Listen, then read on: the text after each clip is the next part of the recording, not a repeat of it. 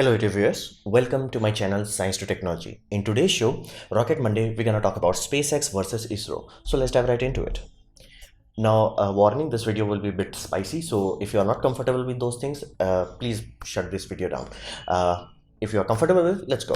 Now, first thing first, we have to understand their birth. Now, ISRO, aka Indian Space Research Organization, or ISRO, was formed in 15 August 1969, and it's 50 plus years old, 51 years old at this point in time. So it's an old boy. And number of employees, basically how many people will say that I work in ISRO, that is around 17,000 plus people, actually a bit more than that. So you get the point, like it's a big organization and it's government control. So you have to be very mindful. While it does operate as an independent organization, it does have basically some limitation, and it does report to Prime Minister of India itself. So you have to understand, it is a government control. If government says flat out do not work on this system, they have to say agree to it basically. Now let's contrast this to SpaceX. SpaceX was created by Elon Musk and it was founded in 6 May 2002. Now that's not very old, that's like 18 years old barely, and at this point in time you're basically talking about a company that's now becoming adult, quote unquote, and number of employees is 9,500. Now that's not a very small amount of people, but also not as big as ISRO. So this should give you the context of it, like size wise. And it's privately controlled. Yes, it does have stocks, but it's not available in publicly controlled market, because Elon Musk was very adamant about that. It's like stock market, they will always want to, like, okay, I give you stocks today, give me double money tomorrow. That does not happen, especially in space program. It will take, like, you do today, maybe in 10 years from now you may have something. So flat out he wanted to only allow those people who are comfortable with those sort of long goals to invest in it. So it's a privately controlled company, and Elon Musk himself controls most of the controlling authorities. He's like, dude, if I said don't go, you don't go. If I say go, you go. So before we understand what each company can do, we have to understand one of the primary aspect of this, that is space capability. Because it's one thing to actually make interesting payloads and satellites and things of that nature and actually do something in space. That's commendable, but that's one thing. Primary thing of a space organization is space capability. Basically take your stuff into space. That's the biggest thing they have to do. That's the one thing they must do, because everything else comes afterwards. So that's the one thing you have to understand. Now SpaceX is known for Falcon 9. Now Falcon 9 is a big boy, as in almost medium left rocket. So this is LEO capability wise. Like if you want to dispose of this rocket, it's like you just push as much weight as you can. It can put up to 22 tons in low Earth orbit. That's huge. That's almost space shuttle comparable. So it can actually take entire international space shuttle modules in one go. So this puppy is a strong boy, and it can put up to 8 tons in geosynchronous transfer orbit. So like basically where you put satellite and satellite does course correction after that. So 8 tons is like, it's huge satellite. I'm talking like idiotically huge satellite will still fit inside this boy. So that is something serious. And then we come to another aspect. It's like, how many have you launched? It's one thing to like say I can do this, is like another to like, hey, I have been doing this. So if you compare to most space agency, they will be like around, unless they are doing a lot of CubeSats, generally most of the time they will be like very small number, like 100, 200, 300, something like that for ISRO. But the moment you talk about SpaceX, in one project, aka project of Starlink, they have at the moment of the recording more than 1,000 satellites done. It's already there. More than 1,000 satellite. That's like more than many countries satellite combined. Like you can take multiple space faring countries and we're like, how many you have launched, how many you have launched, how many you have, you combine them, SpaceX still would be ahead. And be mindful, these are not CubeSats, these are huge satellites, as in like hundreds of kilogram satellite, and they are capable boys. So this is very idiotically huge achievements. Now that itself is good. Then the fact comes, they have the world's first, and as of now, again, if you watch this video 10 years from now, it will be different. As of now, only reusable rocket system. Basically the rocket can come and freaking land. That is on a whole different level. They are the first company to propose this, first company to build this, first company to polish this system, first company to utilize this, and first company to make profit utilizing this system. So they are on a whole different ball game. And what does this allow? Like all these capability, what does it allow SpaceX to claim? The first claim they have is the lowest cost per ton. Basically, if you're sending, let's say 10 tons or 20 tons, you will go to them and it's like per ton wise, how much you have to pay. They are the lowest out there. That is amazingly low. Like compared to everybody else, it's like almost like a twice a low, or sometimes 10 times lower. So flat out very cheap. On top of that, they also have very high throughput. Now this is very intriguing aspect of it, because ISRO, while it does not have a rocket as big as Falcon 9, it does have something capable like GSLV Mark 3, which is India's biggest rocket, and it can do 10 ton to low Earth orbit and 4 ton to geostationary orbit. Now that's good. That's no laughing matter. However, India does suffer from low throughput. Basically, India, if you go to ISRO's website and check all the missions, you'll find one of the two random missions would be like by ISRO, basically done by ESA. You're like, why the heck ESA was used? Simple reason is like basically ISRO as a corporation cannot manufacture GSLV Mark 3s quickly enough. They could literally have a scenario where they're like, hey, I'm making this is for this payload, let's say Chandrayaan 3 or whatever have you, and they're like, yeah, we need this satellite also, again military satellite need also, and they're like, yeah, we can't provide that. Sorry, it's like a rocket will take another 2-3 years to build. So fundamentally the throughput is very low. Now SpaceX on the other hand, they are idiotically fast. They're like, oh, SN3 blew up, no problem. SN4 blew up, no problem. 5, 6, 7, 8, oh, 8 did something, blew up, no problem. 9 blew up, no problem. 10 landed, blew up, no problem.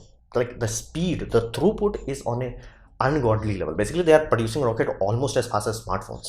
Smartphone is a bit too extreme. Basically new models of camera. So before we understand deeper into these organizations, we have to understand the vision, because at the end, these organizations are just a company. Basically, they have a goal to achieve. How they achieve it, that differs, but they have a goal. So that goal comes from the vision. Now, Vikram Sarabhai, basically a physicist, is the first chairperson of ISRO, and very capable dude. No, like there is no description, mother. Capable, wise, and all that jazz. And he, because like many company, I'm saying basically many people, even, including in Indians, they were complaining, was like, dude, we are barely able to feed ourselves, and like this is just after independence. It's like we barely have anything, and why do you want to invest in this space organization? At that time they said something that was like, sometimes it may appear wise, sometimes it may appear kind of sad, or sometimes it may appear foolish. It's up to you. I'm just gonna read a small portion of that big paragraph they specified. The paragraph, one of the interesting part is like, we do not have the fantasy of competing with the economically advanced nations in the exploration of the moon, the planets, or the manned space flight. Now this was a very what you call calculated also. Mathematically we could not have done it, but here's the deal.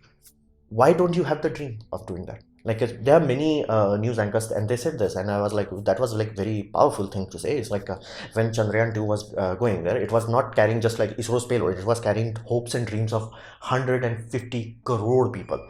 That's like 1.5 billion people. If you're carrying hopes and dreams of that, why can't you dream bigger than this? It's like, what does India do not have? Like, does India do not have money? Does India does not have the resources? Does not have the metal? Does not have the scientist, engineer? What the heck we do not have? Like, why the heck our dreams are limited? And then take this, like capable, wise individual, contrast it to this young boy. So we are talking about SpaceX. That is basically brainchild of Elon Musk. Elon Musk, prior to this point, has successfully made a software company, made it very rich, and then sold it and made himself even richer. And then he went to NASA. He's like, bro, I want to sell a greenhouse and I will pay for it. NASA is like, get out of the room. And ISRO is basically, Elon Musk is like, bro, not cool. They went to Russia. It's like Russia is willing to sell their freaking rocket system, and they just laughed him out of the room. And he's like, dude, all of your rockets are literally stuck in 1970, and this is in 2000. None of you have redesigned any rocket engines. All you are doing is minor increments, simply because you no longer have the war driver that was driving you in 1970s. So what if I make an engine myself? What if I make the rocket itself myself? That was the biggest light bulb moment of his life, having the balls, the guts to say, what if I do it? That's the whole thing. And he has a passion with I do not like many things about Elon Musk. There is one thing that I respect about him, is that he has absolute goal. He wakes up, I have to go to Mars. The end. There is no discussion. It's just like, okay, how much is gonna take, how long it's gonna take, we're gonna solve all these issues. But what you have to do, go to Mars. And you can see that, like, I think the most important thing is to create a self-sustaining city on Mars. That's, I think, is the critical thing of maximizing the life of humanity. How long will our civilization live? Like, that's an actual dream, actual goal. Is like, I have to do this. This is not optional for me. I have to. I get out of the bed. Why? To go to Mars. Like, that's absolute precision. And this is one dude. Like, this is the that's why I said, like, this quote from Vikram Sarabhai could be looked at both ways. Like, it could be wise. Hey, he's very wise. It's like, very cautiously playing. And you can compare this to this. It's like, hey, dude, this guy is mad. But look where he is standing today. Because he dared to dream, now he actually is close enough to actually doing it. Heck, Falcon 9 can actually go to Mars, by the way. Again, payload, rocket wise, and all that jazz, it can be done. It's just like won't be very efficient. If Starship does that, it will be much more efficient. So you get the point. Like, he's actually capable of doing that. And even his humor nowadays is showing that part. It's like, I would like to die on Mars, just not on impact. Compare this to the foundation of ISRO, and there lies the fundamental problem. Indians are very commonly known for cheap and best mentalities. Like, do it as cheaply as possible. Like, ISRO is recommended all around the world, not because we have some awesome capability, just simply because we are the cheapest one possible. So that's not a good stage to stay on. Like, we are not known for as a dreamer. We are not known as, like, we are known as a hard worker, but we are not known as a dreamer. This dude dreamed. He dared to dream, and now we are like literally in a position where it's like, how the heck you are doing all these things? Because he dared to dream. And we do not have a fantasy of competing. When you have 1 billion people behind you and you still do not have guts to dream. Now, another aspect of it is like, at the end of the day, any company is not driven by one individual. It's always done by workers that are working there. People, programmers, coders, engineers, fabricators, and all the jazz. Basically, there are a lot of people who are working there and making stuff happen.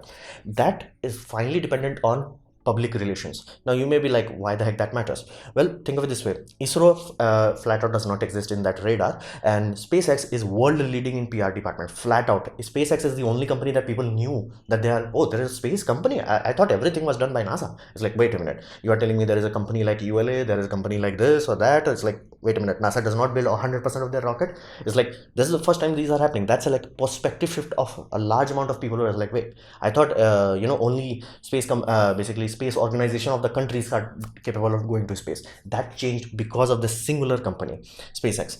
At this point in time, SpaceX test, basically rocket test, they are being shown on news channel, and I'm talking Indian news channel in Hindi. So in terms of public relation, they are on a god tier level. Now you might be like, okay, let's say they spend money on their, like, have professional people, have professional equipment, have do like give their staff training to like how to speak against the camera. Like, it takes a lot of effort. I have done live streams, and I'm running a YouTube channel. I know that, and my second YouTube channel is much bigger than this one. So I know for a fact that it's a very difficult task to do, and what SpaceX does takes a lot of effort. It's not a cheap thing to do. It's a very expensive, very tedious, very time consuming. But why they are doing it? Now here's the golden goose part of it. Allows for great talent acquisition. Now this is the biggest thing. The moment you show something like this, a metallurgist is gonna look at it differently. You and I just look at, block is falling. A metallurgist might look at it, it's like, the welding system they are using, that's not, I know how to fix it. They can literally call up SpaceX, hey, I want to apply for metal fabrication job, and literally that's the magic bullet of them. That's the whole point. Smart people wants to come there. They want to work there. They do not have to, like, they're not filtering what we call cream of the cream. They're getting cream of the cream. So that's the most amazing aspect of it. Because if you show that I'm daring to go to Mars, there are two kinds of people. One will like, dude, you're mad, I'm out. Another people are like, I like this dude, let's work on it. If it works, works. If it does not work, I'm gonna die, you're gonna die, everybody's gonna die. What does that even matter? It's like dare to dream kind of people. They're like, they see this public relationship and they're like, I want to work there. And you can see this, like, you can easily see this when he's talking about another company like Neuralink. He flat out comes into stage. He's flat out talking. He's not talking to stockbrokers. He's talking to the public, and flat out what he's saying, talent acquisition. So he knows this. What does that mean? That simply means, if you compare the people working in ISRO, while they are talented, undeniably so, they're working a job. While you are talking about SpaceX organization, the people working there, are they doing job? Yes, absolutely. But are they passionate? On that, it's on a whole different level. They're like, dude, we will make this work. It's a different ballgame. And NASA was like this when it was formed, because at that time they were like, one goal, get your ass to the moon. So that's why PR relationship matters a lot. And they use every tool possible. Not for everything they're like, let's utilize some new advanced technology. They're like, dude, just glue a freaking GoPro to fairing to see the fairing separation. They did that. Like, that's actual GoPro. Like, it one of the fairing fell apart and landed, and somebody is like, hey dude, it looks like a property of SpaceX and all that. It was written there. It was quite amazing. I'm like, that's awesome. Now compare this to ISRO's PR. It's almost non-existent. Only last 2 years ago, government was like, no. ISRO is doing important work, and they have to be like more recognized as a country, as a, like, for health of the country, because otherwise there are literally Indians working in SpaceX. So it's like, rather than having every capable person just going abroad, we should show that, hey, we have a space goddamn organization, please work for us. So they started to work on it, but flat out, it's amazingly, mind-bogglingly weird. It's like they have 90s technology in use. It's like there was a pad abort test. You look at the video, you're like, dude, what camera did you utilize? Like GoPros, mobile phones shoot better video than that. It's like, because they are not utilizing GoPro. And like the most painful part, like in India, we have a television network known as Doordarshan, which is government controlled and completely free. Doordarshan now is broadcasting in HD. So Doordarshan logo was here, that was in HD, and the video footage was not in HD. And when they were panning the camera, this happened recently, the camera was interlaced. How the heck they have interlaced camera in after 2010? How the heck they even have that equipment? It's like they're still utilizing it, and that creates a divide. That's like, if they're not seeing amazing video, if like, think of this one, let's say you are an Indian kid, you're seeing blocky video of ISRO, you are seeing videos that literally look like somebody recorded in a VCR, and I would not be surprised if that was actually done.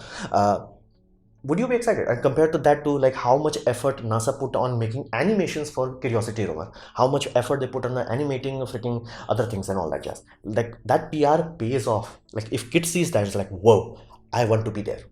ISRO's is like, is that the best you can do? So fundamentally, this is a very amazing thing that SpaceX realized very early on. It's like good PR equals good talent acquisition. Now, what we can expect in the future?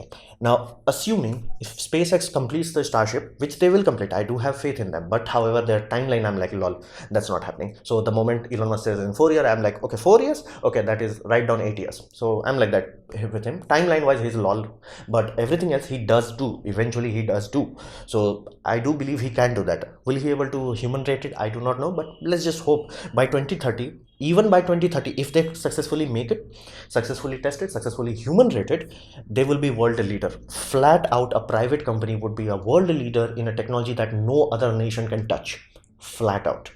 So that's a mind-bogglingly big achievement. What does it mean for ISRO? There is one another aspect of it, is that if ISRO does not improve, if their cost per tonnage, if their supply speed, if their throughput does not improve, they will slowly start to lose private contract. ISRO has a division that allows other company to utilize ISRO as a launch provider. Basically, let's say India has many satellite TV owners. They are like, hey, we want to launch this new satellite. They can literally go to ISRO, and ISRO is like, yeah, we're gonna take care of this. Or if the cost of other company would be so lower, they're like, dude, just make it and ship it to basically, let's say USA, so SpaceX can launch it for much fraction of a cost, and they will then minus the, let's say, transportation cost. They're like, dude, it's still cheaper. Of course they're gonna do that. So that is a very painful thing for ISRO. If this happens slowly over time, because the rockets are booked for much in advance, like 2 years, 4 years, 5 years kind of thing, slowly over time, ISRO will have much less contract work. What does that mean? That simply means the funding will dry up, private funding. Now, what does that translate to? That translates to government would be asking is like, dude, why we have to give you money? Right now, government gives some money. They do add a little bit of do and then grow the nation's space organization. But if they are not no longer doing that private aspect, other company, basically opposition, government opposition will be like, let's cut the budget there. So that's fundamentally bad for them. And then right now, ISRO has two major things: space capability and payload department. Payload department is doing quite amazing. We do have our own navigation system. Again, it's regional, but sooner or later we're gonna complete it into a global system. We're gonna have like our, like how USA has GPS, Russia has GLONASS, and European Union has Galileo, and China has Bennu system. India is also has a Navig system, but it's not global yet. We're gonna complete that into global system soon. So that part, awesome. Weather satellite, everything, like basically what we have to do once you get into space, awesome, we got this, like no problem with that. It's just like the rest department is like actually going to the space, that part sucks, flat out sucks. And the primary reason, like why the heck when basically SpaceX is capable of doing it, no other company, neither ULA, neither Boeing, neither Lockheed Martin, neither European Union, no other goddamn company, why the heck no company in this planet can compete with it? Simply because of their simple philosophy: one engine, one rocket. Like, how many engines are used in this puppy? 10 engines. How many models of engines are used? One. Merlin engine and one rocket. That's it. Done. Go home. Now compare this to workhorse rocket of India, that is PSLV. There are 4 stages. Few of them are solid. Few of them have different engine. Like literally, you could have one liquid stage that is using different engine, and the last stage that is using different rocket. What does that mean? What does that mean from a manufacturing point of view? Parts count. Basically, how many individual pieces you have would be too goddamn high. Compare this to Falcon 9. Falcon 9 literally will have less pieces. This puppy can barely put 8 ton, not even 8 ton. I think this one is 4 ton. 4 ton to low Earth orbit, and this puppy can do 22 tons and still has less parts. And when they have to like actually push this rocket to like maximum power, they're gonna just like detach landing legs, grid fences, like to save that. It does cost money, so they're like the simple operation, simple, done. Now this was the basically presentation from a slide from ISRO's future roadmap, and I lost hope the moment I saw this, because this has 1 2 3 4 5 6 7 8 9 10, almost 10 launch vehicles, and none of them as of now is anywhere near ready state. None of them are like flat out anywhere close to a Falcon 9. That's the whole thing. They have way too many things, like Vikas engine. It's a very basically core part of PSLV that was made out of Viking engine from French, and the technology transfer was done in 1980s. Then we come to the new liquid engine that we are developing, that also has been taken from Ukraine. So flat out India does not reach to a point where they're like that light bulb moment is like, dude, all engines suck. Flat out every rocket engine in use sucks. They're like, just start from scratch.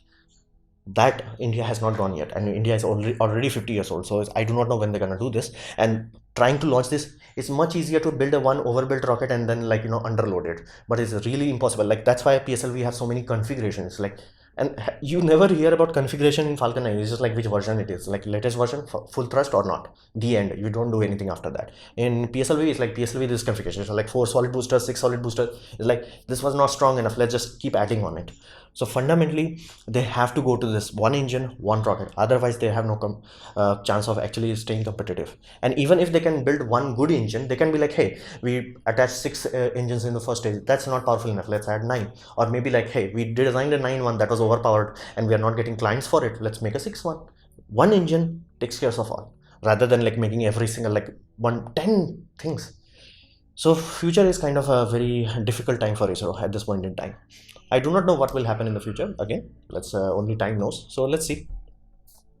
So this was my presentation on SpaceX versus ISRO. Hopefully you liked it. Press the like button if you did. If you didn't like it, didn't enjoy it, I urge you to press dislike. Press it twice to show me extra disappointment. Please leave a comment because I try to reply to all of them. Subscribe, press the bell icon if you're free. And as always, thanks for watching.